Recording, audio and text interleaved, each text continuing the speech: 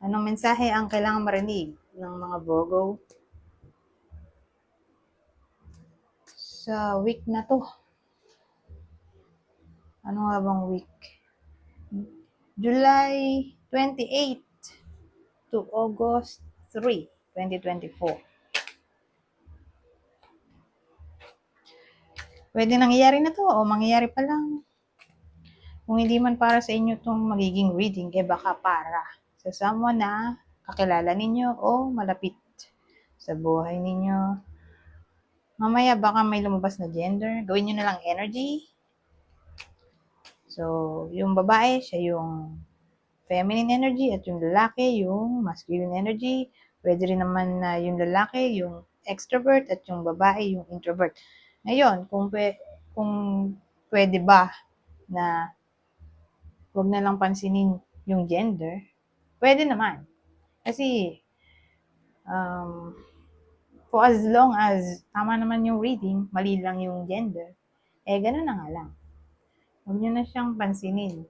Okay? Huwag nang pansinin ang gender. Kasi may mga nagko-comment na ganun mali daw yung gender. Pero tama naman yung situation.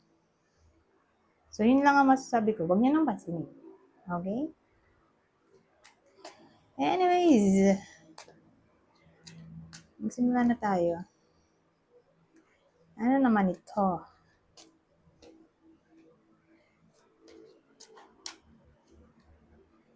Ano ito?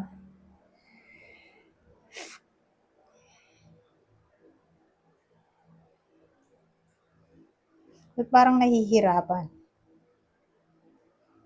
yung tao dito? Kasi, eto, naglo-look back pa kasi. Sa bagay.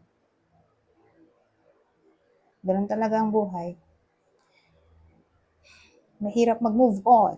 Di ba? Pero sad kasi yung tao dito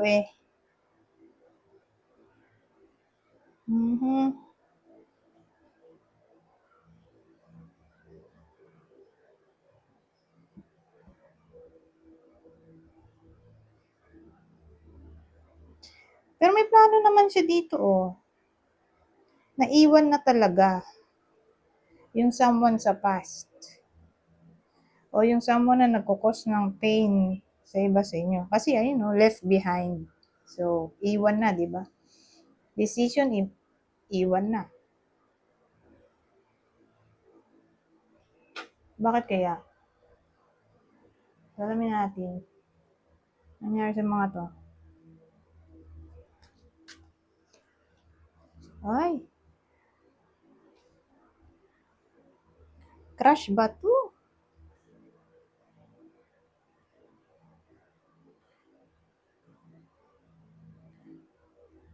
Ano yun? On new romance. Kaya lang, saglitan lang. OMG.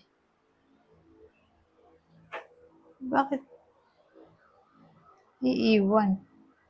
Kung bago. O pwedeng new friend. Siguro sa new friend to. Kasi grabe naman. Kakarelasyon.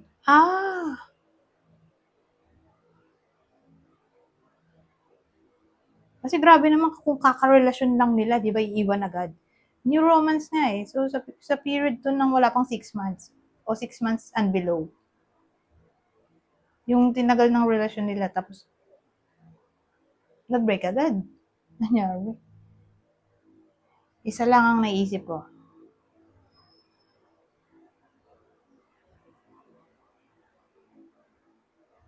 Kung ganito yung situation. Ace of Cups.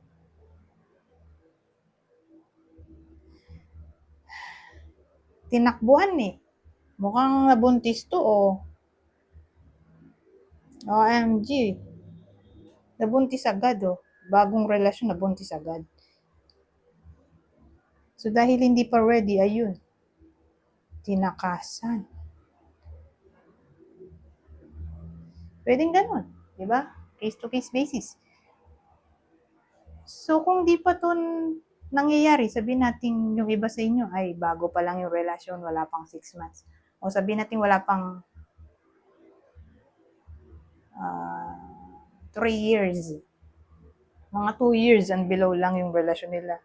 Mag-ingat. Kasi nga, mukhang di pa ready yung lalaki, yung kahit sino. Wala naman sinabi dito kung lalaki o babae. Pero usually naman kasi lalaki yung hindi ready. Di ba? Pero, ewan ko kung sino yung pwedeng tumakbo. Usually, ganun naman eh. Di ba? Alam mo naman, yung babae, siya na nga buntis, siya pa yung tatakbo. Pero ganun. Ganun ang dating dito. Nabuntis, tinakasan. OMG. So, kung di pa to nangyayari, maganda. Di ba? Mape-prevent natin tong um, sorrow dito. Oh. So, kung di pa nangyayari, edi wear contraceptives. Lalo na ngayong linggo. Ngayon lang naman tong linggo. As in, 7 days. Edi, maganda siguro hanggang August na siguro. Di ba? Para safe.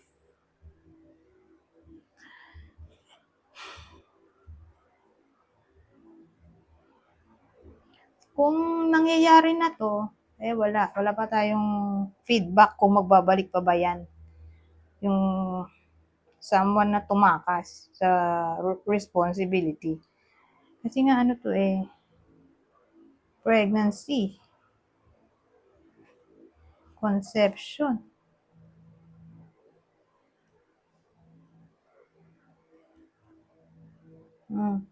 So again, kung di pa nangyayari, i-prevent natin to. Kasi sino may gusto ng ganito, na umiiyak yung iba sa inyo dahil iniwan sila sa ere ng karelasyon nila dahil lang nabuntis. Ngayon, kung iniwan na talaga sila, buntis sila ngayon at iniwan sila, wala pa tayong feedback kung magbabalik pa ba yung puso ng iba sa inyo na iniwan sila sa ere dahil lang nabuntis sila. OMG. Ngayon, alam nga naman tamaan ng reading na to ang lahat ng Virgo. Siyempre hindi. So, para specific, sino yung Virgo na dapat mag-ingat?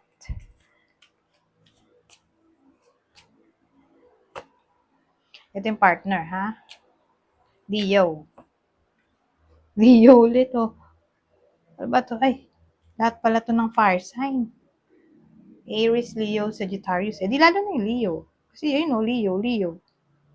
So, para bang malaki ang porsyento kung Leo ang partner. Pero again, lahat ng fire sign. Para sure. Aries, Leo, Sagittarius. So, yan ang partner na pwedeng tamaan ng reading na to. Ngayon, dito tayo.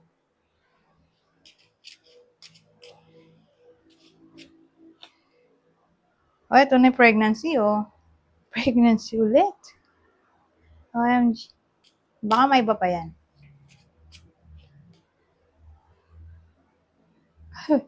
OMG, ito rin. Alam ko, pregnancy rin to. Pero sa tarot yun. Yung ano, sun. Alam ko sa tarot yun eh. Pero dito sa Lenormand, pregnancy rin ba to?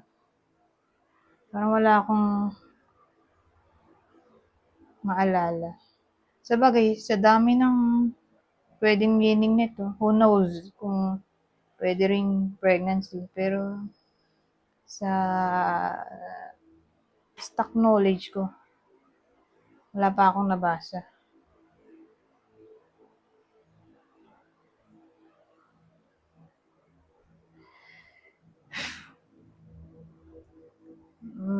Pero ito, show to, pregnancy. Pwedeng pregnancy.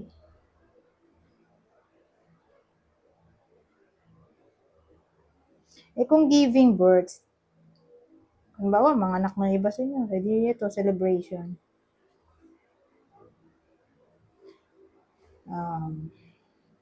magsasaya.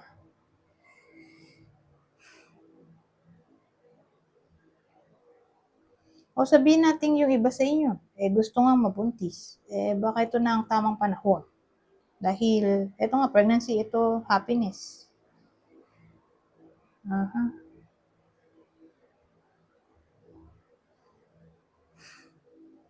Hmm,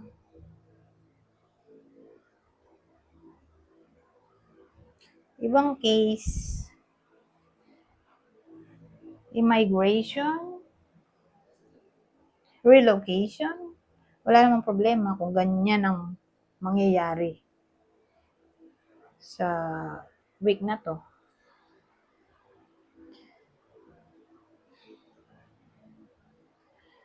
Um, o sabihin nating promotion. So kung may mapopromote, wala namang hahadlang. Kasi nga magse-celebrate dito.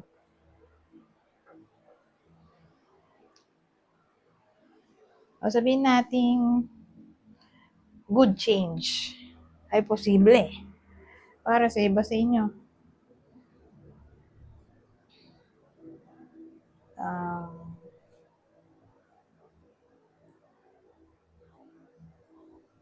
Progress. Halimbawa, may ginagawa yung iba sa inyo.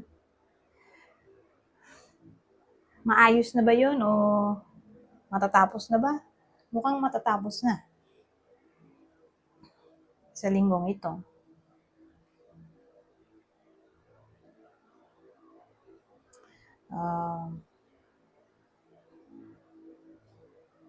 Sabihin naman natin healing. Posible ba to?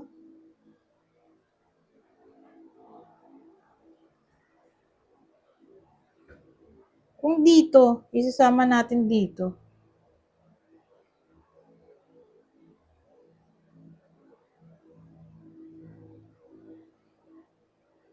Hindi pa guaranteed 100%, pero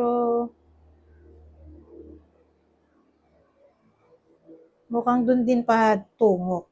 Kasi wala rin namang ibang choice yung iba eh. Alangan namang buruhin nila ang sarili nila sa kalungkutan. So, marirealize ng iba sa inyo dito yung tinamaan dito sa reading na to. Ma-realize ng tao dito na mag-move on na lang. So, ayan, makukuha niya yung peace of mind. Mag-start na, okay? Makuha yung peace of mind dito.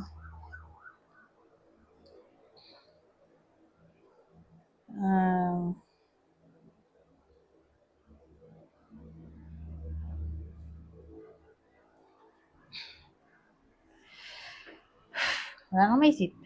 Punta na tayo dito.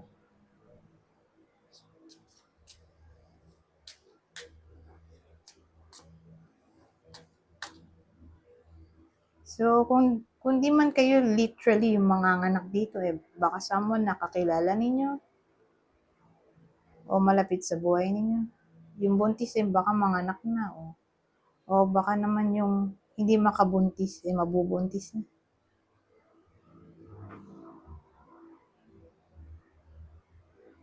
O manganak habang nagta-travel OMG. O bakasyon. Habang nasa bakasyon, gano'n. Habang nakabakasyon siya. O baka during off, habang off, day off. Sabihin ko sana holiday eh. May holiday ba? Wala. July 28 to August 3. Ewan ko kung may holiday sa iba sa inyo. Holiday to eh. Pero kung may mga anak, mukhang mabilis lang yung process. Mabilis lang maiire o hindi sila masyado masasaktan. Mabilis ang recovery. O anyone na sick ay makaka-recover, pwede rin ganun.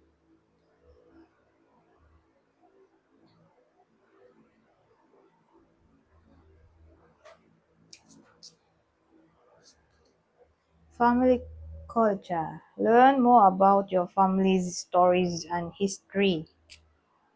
Ito, tungkol to sa pamilya, syempre, yun, family. Na para bang kailangang balikan ulit yung tradition. O history daw eh. Story. Parang i-bring ulit yung tradition. Ganun eh. Sa present. Example, yung pagmamano. I-observe yung nangyayari sa tradisyon, ganyan, na dapat i-implement ulit, ganyan. So again, yun lang naman isip ko. Mano, po, pagpo at opo.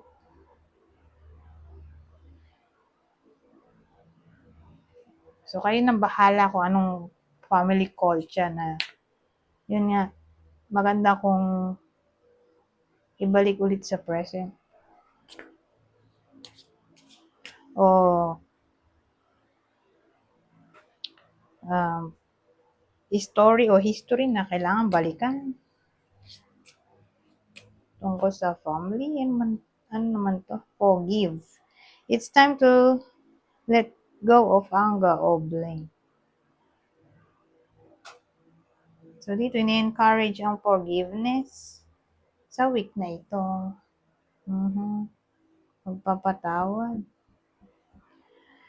Anyways, hanggang dito na lang. Goodbye. For now.